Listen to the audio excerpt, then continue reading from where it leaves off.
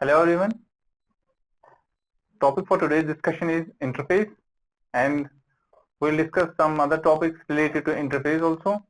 So first of all, we'll discuss what interface actually means. Here, basically the class may contain variables and methods. A normal class may contain variables and methods wherein variables may be initialized and methods should have their body in it. And similarly, in case if there is at least, we can say, or minimum of one method in our class that does not have its implementation or its body in a class, then that type of a method is called as abstract method, and the class containing an abstract method is called as abstract class. मतलब कि अगर हमारे पास 5, 6, 7, 8, 10 methods हैं किसी भी class में, अगर 10 methods में बॉडी दी हुई है, इन दैट केस और class is a normal class. But if somehow we don't have an implementation or body for one class, उन 10 में से एक भी क्लास की मिनिमम अगर हमारे पास एक ऐसा कोई मेथड है जिसकी बॉडी हमारे पास नहीं है, जिसकी इम्प्लीमेंटेशन हमारे पास उस टाइम पे उस क्लास में नहीं है, then in that case that method is called as abstract method and that class is known as abstract class. Similarly, if we may have a condition that all the methods in our class don't have their implementation within that class, अगर हमारे पास 10 methods हैं किसी class में और उन 10 के 10 methods में हमारे पास इम्प्लीमेंटेशन नहीं है, बॉडी नहीं है, विदाउट बॉडी है, then in that case we tend to call that class as an interface. So basically यहाँ पे जो मैंने दिया है the class which is a normal class, ठीक है, जिसमें सब मेथड्स की हमारे पास बॉडी दी हुई होती है. Similarly we have an abstract class in which we may have a single or minimum, ठीक है, सिंगल हमारे पास मेथड होगा एक जिसके पास बॉडी नहीं होगी. Then in that case उस मेथड को हम बोलते हैं abstract method and that class is called as abstract class, minimum of one class or body. And we have all the methods without body, then in that case that type of a class is called as an interface and it is denoted or it is notified to the compiler by writing a keyword interface before the name. In abstract class we write abstract, then keyword class, then the class name. In a normal class we write the keyword class, उसके बाद हम नाम लिखते हैं class का क्या होगा, ठीक है. But in case if it is an interface, then we write the keyword interface, उसके बाद interface का नाम, whatever जो भी इसका नाम होगा, then ultimately variables and methods. But methods will be without body, only method declaration will be there. All the methods will be without body.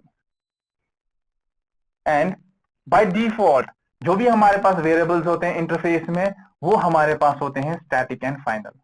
Whether or not we write static final keywords before that, ठीक है, static या final हम उनके आगे लिखें या ना लिखें, उनका जो है बिहेवियर है by default for compiler it is static and final, ठीक है.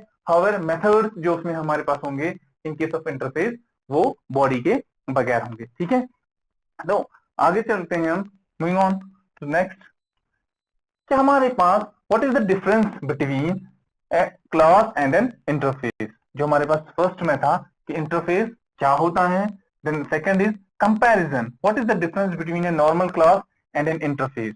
The difference is कि भाई in case of an class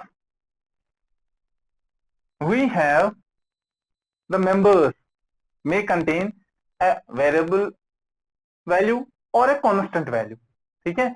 That means अगर मेरे पास int x है, it may be if I have declared it final x, ठीक है, final int x is equal to 10, then it is constant value. If I declare it all with a simple declaration int x is equal to 10, then that means the value of x might change, and at the end when I take the output for x, for the value of x, it might be something different, maybe incremented or maybe decremented. Then that means in class first difference is that the member variable may contain a variable value or it may contain a constant value. This is number first. But for the case of interface, the value of the variable is always constant. Why constant? Because whether I declare or not. But for compiler, it is by default static and final. Static final. And in my another video lecture regarding inheritance, I have discussed there the keyword final. कि final को हम कहां कहां use कर सकते हैं और final से हमारे पास क्या क्या प्रॉपर्टीज आ जाती हैं या क्या क्या रिस्ट्रिक्शंस आ जाती है हमारे पास वेरिएबल्स में, मेथड्स में या इवन क्लास में अगर हमने उसको फाइनल लिखा होता है साथ में, because it is static then that means it can be accessed through class name, which is a class variable and not the instance variable. ठीक है. Number second is that in case of a interface, in case of a normal class, methods do have their own body. ठीक है. चाहे कितने भी methods हो, they all need to have their own body, their own implementation, their own code. ठीक है. And while as in case of an interface, whatever be the number of the methods in that, हर एक जो भी होगा हमारे पास method, उनमें से किसी के पास भी बॉडी नहीं होगी. अगर किसी के पास बॉडी हुई, then in that case the interface will get converted to abstract class. ठीक है. So there is no body. All the methods in an interface are abstract by nature. And similarly, coming back to the third point of difference between a class and interface, in class we may use public, private, protected, and all that access specifiers with our members. ठीक.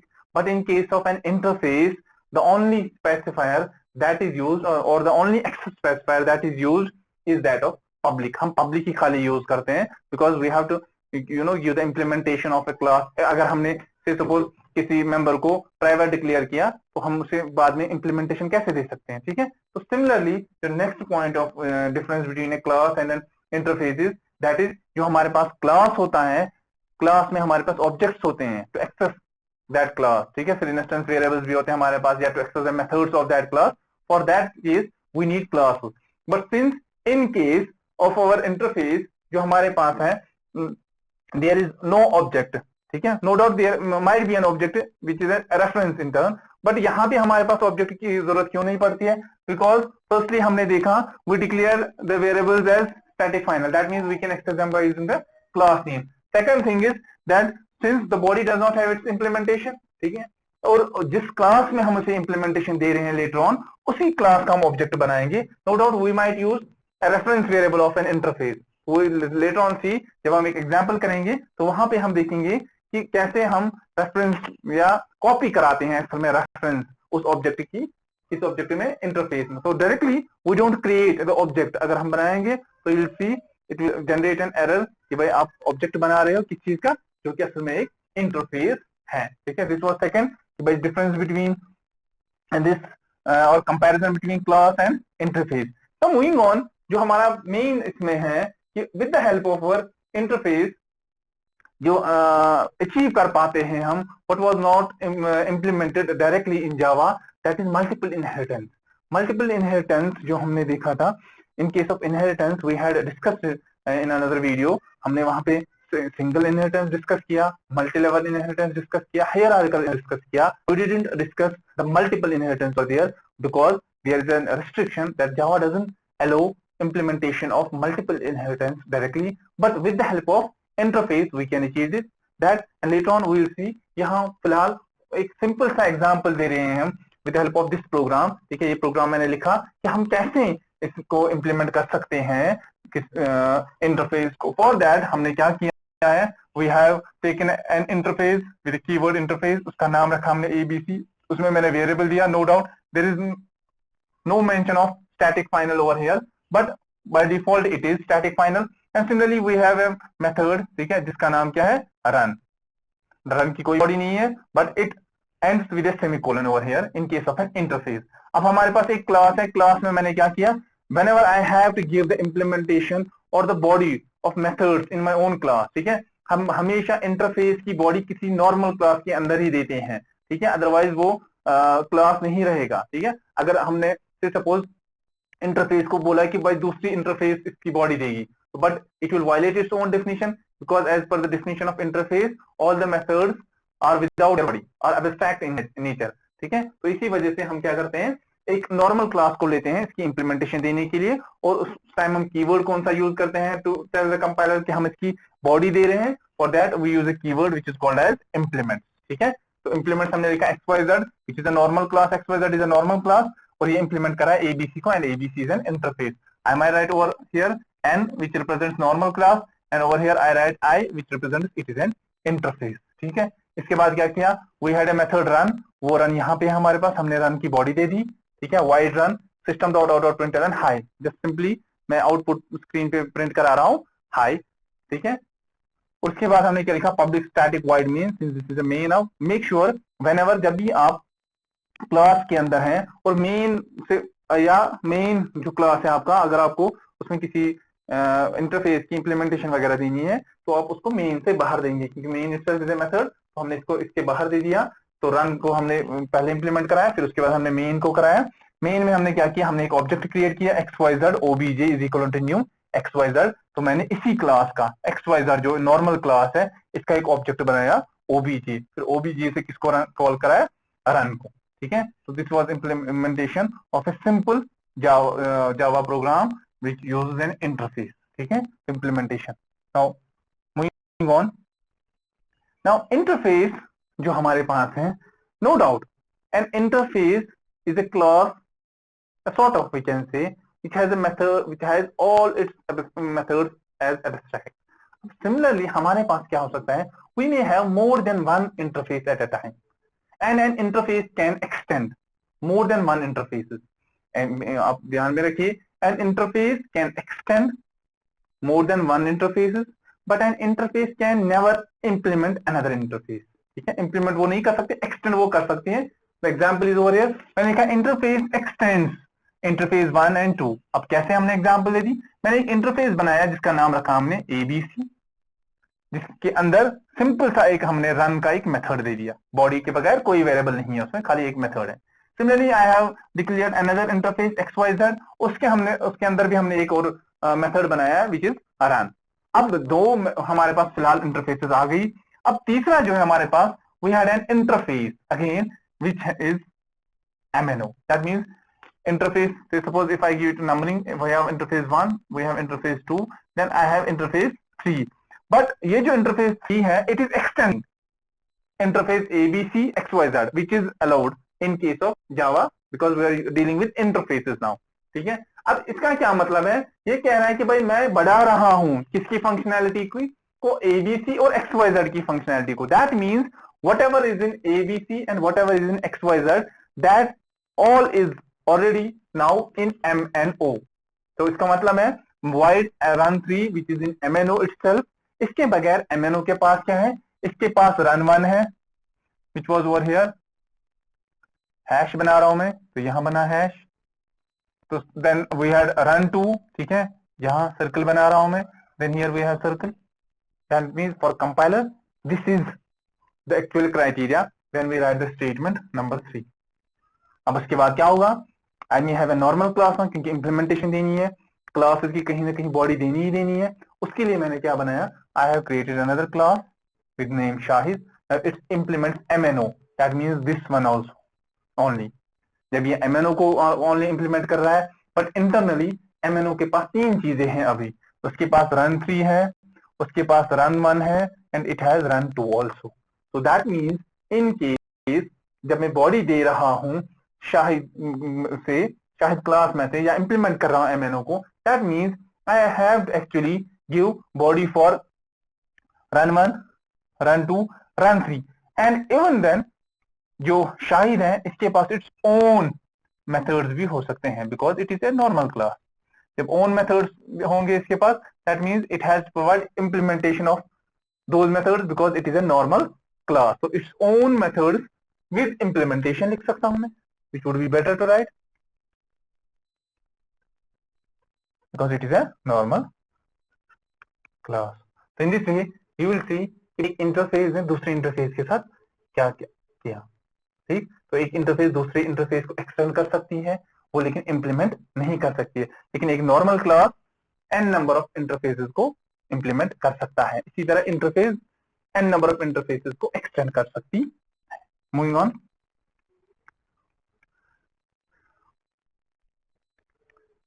We'll see here.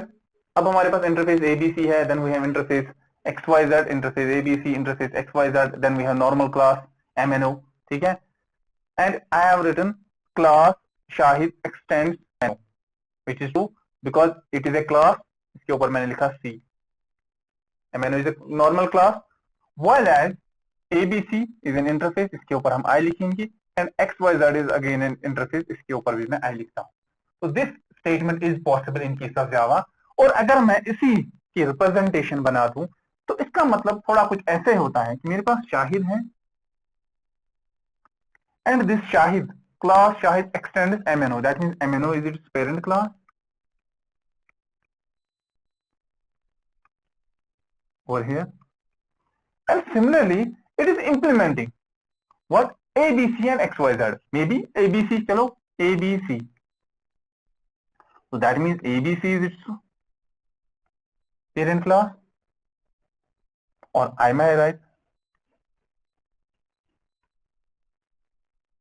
ABC और इसके साथ साथ कौन सा है XYZ, XYZ, so say suppose I am combining these two over here, then it is combining this, or individually we can also write it.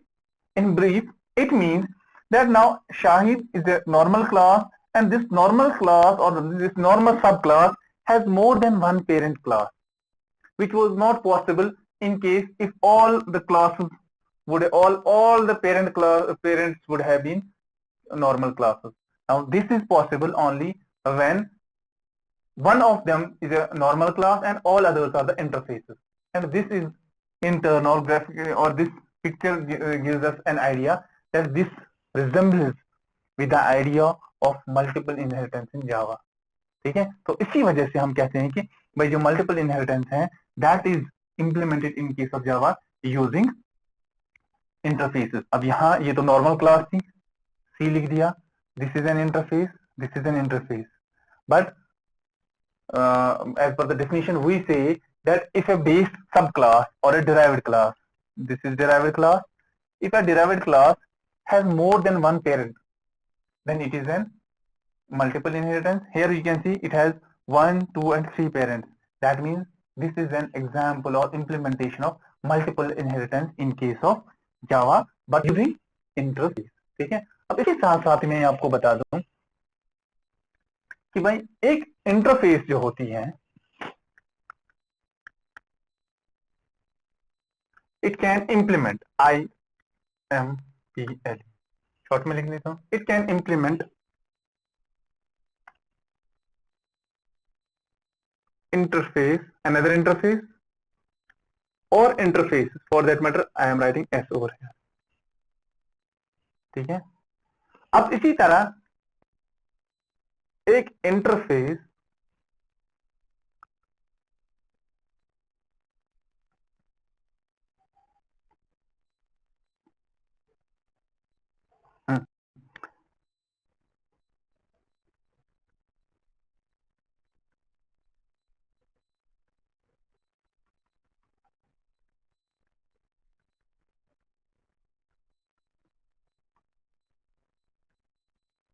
now an interface may extend another interface or interface, that's why I have S also. At the same time a class can extend only a single class, not classes. However, a class can implement multiple interfaces. That's why I will write interface bracket S. That means एक interface एक से ज्यादा interfaces को extend कर सकता है, एक class एक ही क्लास को एक्सटेंड कर सकता है, एक क्लास एक से ज्यादा इंटरफेसेस को इंप्लीमेंट कर सकता है, and similarly an interface cannot implement another interface which will violate its own definition of interface. ठीक है, that means ये जो हमारे पास है ये सारी चीजें ट्रू है, ये भी ट्रू है, बट इसमें आप एक चीज का ध्यान रखना है that it contains a word that is cannot.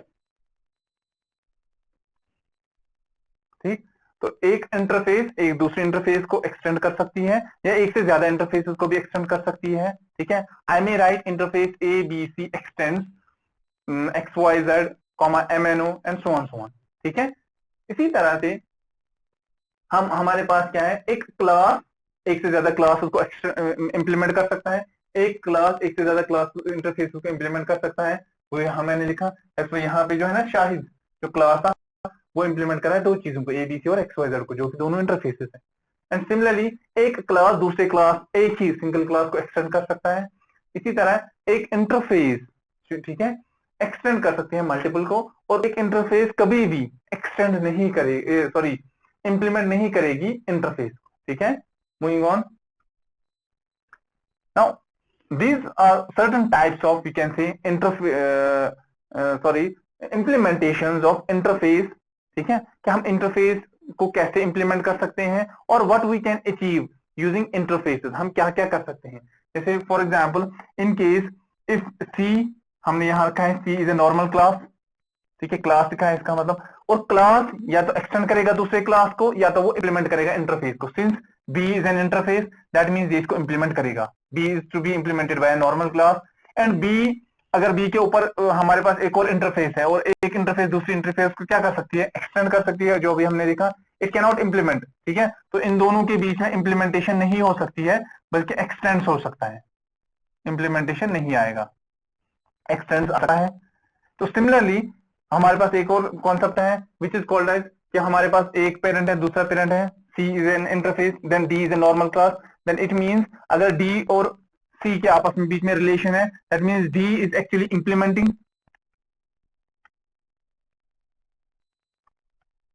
किसको, सी को. But in turn for compiler it actually means, अगर ये इंप्लीमेंट कर रहा है सी को, लेकिन सी ने किसको एक्सटेंड किया हुआ है, C has extended A and C has extended B. That means it is, the statement is like interface C. It is something like this. Interface C extends. किसको extend कर रहा है ये, A, B को. We can write A, B.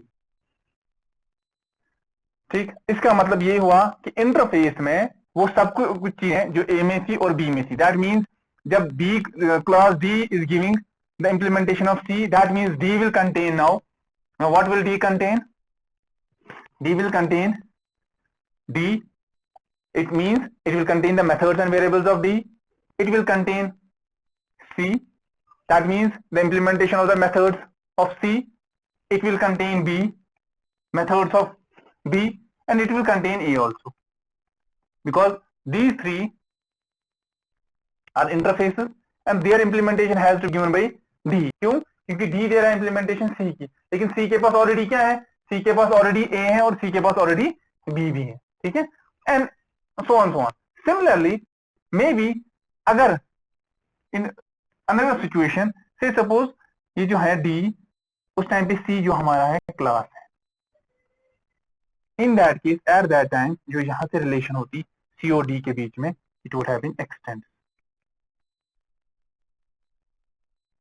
ठीक है, क्योंकि अब अगर C क्लास है एंड दैट मींस एक C क्या करेगा, एक नॉर्मल क्लास दूसरे इंटरफेस को क्या करता है, दैट मींस इन दो के बीच में उस टाइम रिलेशन होती implement.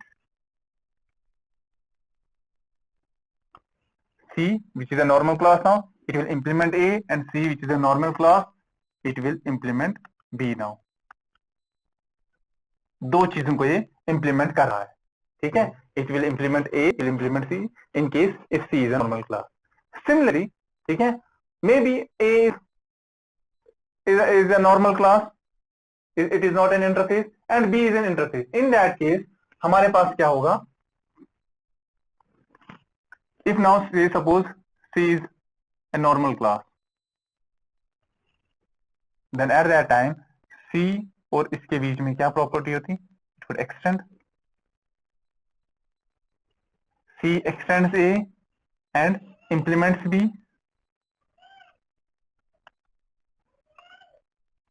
Why implements B? Because B still is an interface. अब C ने implementation दे दी B की और C ने extend किया A को. अब ultimately C is a normal class now, because C is normal class. हाँ, C is a class now. Colours, make sure जब आप इस फिगर को देखेंगे तो कलर्स पे ध्यान दीजिएगा, जो जो कलर का कॉरस्पॉन्डिंग, हर एक अपना अपना कलर का कॉरस्पॉन्डिंग है, ठीक है। तो सिमिलरली अब जब सी भी क्लास है तो डी भी नॉर्मली क्लास है, तो in that case D will extend it. So these many relationships can be achieved using the concept of interface. See? And moving on, this was seventh. We have a program, simple program, wherein we can show in कि भाई हम कैसे use कर रहे हैं एक interface को, ठीक है। अब अगर आप यहाँ देख सकते हो कि मैंने एक इंटरफेस दिया ABC, उसके अंदर प्रिंट मेथड है, then I have another interface which has a show method, ठीक है। इन दोनों को, ठीक है, इंप्लीमेंट कैसे किया हमने, एक ही में हमने इंप्लीमेंट किया हुआ है. Actually giving an example of multiple inheritance. How it is multiple inheritance, यहाँ देख सकते हैं आप, एक इंटरफेस है, दूसरी इंटरफेस है, और मैं एक नॉर्मल क्लास के थ्रू दो इंटरफेसेस को क्या कर रहा हूँ, एक्सेस कर रहा हूँ, ये इंप्लीमेंट कर रहा हूँ. तो आप यहाँ देख सकते हो कि मेरे पास MNO है और MNO के थ्रू में ABC और XYZ को इंप्लीमेंट कर रहा हूँ. और जब मैं दो क्लासेस को इंप्लीमेंट कर रहा हूँ, ठीक है, दैट मीन्स मैं इन दोनों क्लासेस को क्या दे रहा हूँ, बॉडी दे रहा हूँ. एंड यू विल सी मैं इन दोनों को बॉडी दे रहा हूँ, यहाँ पे प्रिंट को भी दे रहा हूँ, शो को भी दे रहा हूँ. बिकॉज प्रिंट यहाँ पे है, एक क्लास के अंदर है, सॉरी एक इंटरफेस के अंदर है, शो दूसरे इंटरफेस के अंदर है. तो मैंने इनकी दोनों को body they the MNO which is a normal class के अंदर दे दी इन दोनों को body. And after that you can see कि हमारे पास जो पब्लिक स्टैटिक वॉइड मेन है, मैंने उसके अंदर एक ऑब्जेक्ट बनाया तो access the methods. Now here जो मैं आपको रेफरेंस कह रहा था, नो डाउट यहाँ पे जो हमने ऑब्जेक्ट क्रिएट किया वो क्लास MNO का है. बट वी में है सिचुएशन कि कभी कभार हम ऐसा भी कर सकते हैं कि इन दोनों इंटरफेसेस में से किसी इंटरफेस का भी, से सपोज मैंने ABC लिया, I can write ABC OBJ2. लेकिन मैं इंस्टेंस, मैं खाली इसका डिक्लेरेशन कर रहा हूं कि एक ऑब्जेक्ट है जो किस टाइप का है, एक इंटरफेस ABC टाइप का है. मैं इसको रेफरेंस नहीं दे रहा हूं. और रेफरेंस इन टर्न में इसको कैसे दूंगा, I write OBJ2 has the same reference. कौन सा रेफरेंस है, जो OBJ के पास है. And OBJ is actually the object of the type of the class MNO, जो एक्चुअली इसको क्या कहते हैं, एक्सेस कर रहा है. ठीक है, तो this is how we can have the objects for interfaces, but directly I cannot write this statement for interfaces. That means object interfaces cannot be actually instantiated. इसके पास ऑब्जेक्ट डायरेक्टली नहीं होता, but however we can pass the reference to its type variable. ठीक है, और यहाँ पे आप देख सकते हो कि हमारे पास आउटपुट आया है, मैंने इसको एग्जीक्यूट किया है, जवैक लिखा हुआ है, जवैक मल्टी इनहेरिट. ठीक है, ये एक प्रोसीजर रहता है कि हमें जब भी किसी भी प्रोग्राम को एग्जीक्यूट करना होगा, वो मैं आपको पहले से बताता आ रहा हूं. प्रोग्राम को एग्जीक्यूट करने के लिए आपको क्या चीज करनी होती है, पहले उसमें सेव करो. ठीक है, से सपोज इसी चीज को हमने सेव किया है एज मल्टीपल, यहां मैं लिख रहा हूं save as multi inherit dot Java. और मैंने इसको कहाँ रखा है सेव, इसको मैंने एक फोल्डर में सेव रखा है जिसका नाम है शाहिद जावा. इसके अंदर मैंने इसको सेव रखा है. दैट्स व्हाई कमांड प्रॉम्प्ट का भी जो है लोकेशन वही है, पाथ जो है कमांड प्रॉम्प्ट का. इसके बाद जब मुझे इसे कंपाइल करना होगा, for compilation I will write javac which stands for Java compiler, and then I will give the file name which is multi-inherit. Multi-inherit, sorry, inherit dot Java. Then after that, what I will do, if there is no error और prompt वापस आता है as it is, so I will write Java, फिर class name, class का नाम क्या है, main class का नाम MNO, then I will write MNO and press enter. तो आपके पास आउटपुट पे आ जाएगा वट एवर जो भी फंक्शनैलिटीज आपने, या आउटपुट स्क्रीन पे जो भी आपने प्रिंट कराया होगा, तो आउटपुट आपको यहाँ पे दिखेगा. ठीक, and similarly other concept that is related to today's topic. तो जो मैं आपको बता रहा था कि we had already discussed inheritance, comparison, multiple inheritance हमने देखा. ठीक है, मल्टीपल इनहेरिटेंस हमने कैसे अचीव किया, यूजिंग इंटरफेस जो कॉन्सेप्ट है. तो दो तरीके होते हैं यूजुअली मल्टीपल इनहेरिटेंस को अचीव करने के लिए. इधर we can when a normal class, और इन यहाँ पे भी लिख सकता हूँ व्हेन ए क्लास एक्सटेंड्स. तो एक्सटेंड किसे करेगा, वो क्लास को ही करेगा, और उसी टाइम पे इंप्लीमेंट भी कर रहा है. और इंप्लीमेंट किसको करेगा, इंटरफेस को. So we tend to say that multiple inheritance is achieved. This is one way. ठीक है, एक और तरीका होता है, that is when we have a class and it implements interface 1 and we have a class, ये same class it implements interface 2. So in this way, since it is implementing two interfaces, we can achieve multiple inheritance by that also. Now coming to the last point, that is command line argument. Now what is this command line argument actually? Now here you can see कि हमारे पास ये जो command line होता है, या जो हमारे पास what we call it as, कि हमारे जब विंडोज प्रॉम्प्ट ओपन होता है जहां से हम कमांड्स को एग्जीक्यूट करते हैं, जहां पे हम अपनी कमांड लिखते हैं ना, this is called as command line. ठीक है, इसको हम कहते हैं कमांड लाइन. तो इन कमांड जो हम यहाँ पे लिखते हैं, that's called as command line.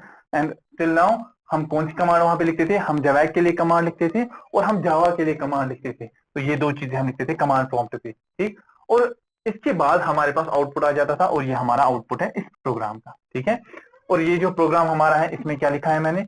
I didn't have written nothing complicated, simple है. मैंने system.out.println में हाई लिखा और एक फॉर लूप यूज किया है. बस एक एक्स्ट्रा लाइन है इसमें, that is args.length. args stands for this args and this args is an array of type string. और इन केस ऑफ जावा कोई भी एरे हो जो हम बनाते हैं या इनबिल्ट होगा, उसकी जो है लेंथ, ठीक है, नंबर ऑफ एलिमेंट्स वगैरह, वो स्टोर रहता है एक वेरिएबल में which is called as length. So whenever we need to find the length of an array, we just simply write the name of an array dot then length. ठीक है, length लिखना ही है, तो उसी में सेव रहता है. तो उसी चीज के लिए हमारे पास एक कमांड लाइन का कॉन्सेप्ट आ रहा है, ये उसी में हमें हेल्प करेगा. तो अब हम कमांड लाइन पे कैसे हम एग्जीक्यूशन करते हैं? तो कमांड लाइन का मतलब क्या है? कमांड लाइन आर्गुमेंट का यानी असल में जो हम आर्गुमेंट पास करते हैं या पैरामीटर्स पास कर रहे हैं, किसको? एरे को. कौन सा एरे है? जो ये स्ट्रिंग एरे जो हमारा मेन में है, वो हम कब दे रहे हैं? कमांड लाइन में ही दे रहे हैं. और किस टाइम पे दे रहे हैं? जब हम एग्जीक्यूट कर रहे हैं. इसी प्रोग्राम को जब मैंने पहली बार एग्जीक्यूट किया, I had only the output high. क्यों? क्योंकि मैंने नॉर्मली इसको एग्जीक्यूट किया था. दूसरी बार मैं इसी प्रोग्राम के एग्जीक्यूशन में थोड़ी सी फर्क कर रहा हूँ. प्रोग्राम में मैंने कोई फर्क नहीं लाया, कोई चेंज नहीं किया, बट एग्जीक्यूशन में फर्क किया मैंने कमांड के टाइम. उसमें क्या? ये कमांड सेम है, ये this one, suppose I right this one, ये वन है, सेम कमांड है, कोई फर्क नहीं है दोनों में. ठीक है, लेकिन दूसरी बात जो दूसरी कमांड थी, यहाँ जिसमें मैं 2 लिख रहा हूँ और यहाँ 2 लिख रहा हूँ, इसमें फर्क है. इससे पहले हमने लिखा था खाली जावा आर्ग्स, यहाँ लिखा हमने जावा आर्ग्स, उसके बाद ये चीजें एक्स्ट्रा है, Shahid, but, BE, seventh and so on so on. ये चीजें हमारे पास क्या है? These are extra. और ये चीजें कब लिखी मैंने? जब मैं कमांड टाइप कर रहा था, जावा args. तो that means I am giving the input to my program at command line. That's why this is called as command line argument. मैं इसको पैरामीटर आर्गुमेंट्स दे रहा हूँ कब? कमांड लाइन पे ही. और ये सारी चीजें कहाँ जा रही है? Because Java takes everything as string in its array. हमारे पास कौन सा एरे है फिलहाल? args. इसी में इसने लिया और इसी चीज के लिए मैंने फॉर लूप चलाया.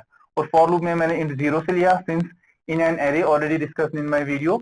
जो जब भी कोई एरे होता है, उसकी जो इंडेक्सिंग होती है, उसका जो पहला एलिमेंट होता है that is placed at place 0, और जो लास्ट वाला होता है दैट इज साइज -1. फिर सपोज अगर एरे का साइज 10 मैंने दिया हुआ है, तो इंडेक्सिंग जो स्टोरेज होगी मेंबर्स की, वो 0 से स्टार्ट होकर 9 तक ही जाएगा. दैट्स वाई मैंने आई को प्रिंट कराया हुआ है इसमें. इसमें कितने मेंबर्स हैं? 7. सैम भी लिखा हुआ है आगे यहाँ से. तो ये स्टार्ट यहाँ से आप देख सकते हो 0 से स्टार्ट कर रहा है, then it will go to 1, then it will go to 2, 3 and ultimately to 4. तो असल में कितने मेंबर्स हैं हमारे पास? दैट मींस वी हैव 5 असल में. ठीक है, but indexing will go from 0 to 1 less than this, that means 5 - 1 that is 4. तो इंडेक्सिंग विल गो टू 4. तो ये हमारा है कॉन्सेप्ट किसका? कमांड लाइन आर्गुमेंट का, कि भाई हम इसको इनपुट देते हैं अपने प्रोग्राम को at the time of execution on command line. That's why it's called as command line argument. ठीक है, तो ये तो थे हमारे आज के कुछ बेसिक टॉपिक्स इंटरफेस के related. Hope you have understood कि इंटरफेस की हेल्प से हम क्या अचीव कर पा रहे हैं, कंपैरिजन क्या है डिफरेंस दोनों में, देन हाउ मैंने आपको दिखाया, प्रोग्राम भी हमने किया और दो तरीके भी, we have multiple ways also. ठीक है, कि हम कैसे मल्टीपल इनहेरिटेंस अचीव करते हैं, लेकिन with the help of interface only. And finally we discussed short note on what was basically command line arguments or how we can execute a command line program. Hope you have understood today's lecture. Thank you for watching this lecture. And इस topic के related जो contents है हमारे पास आज, ठीक है, इसके related जो भी मैं प्रोग्राम्स रखूंगा वो आप फाइंड कर सकते हैं, वो आप देख सकते हैं डिस्क्रिप्शन में मैं लिंक दूंगा. उस लिंक पे आप जब आप क्लिक करेंगे then you can find the programs related to today's topic. Thank you for watching this video. That's all for today.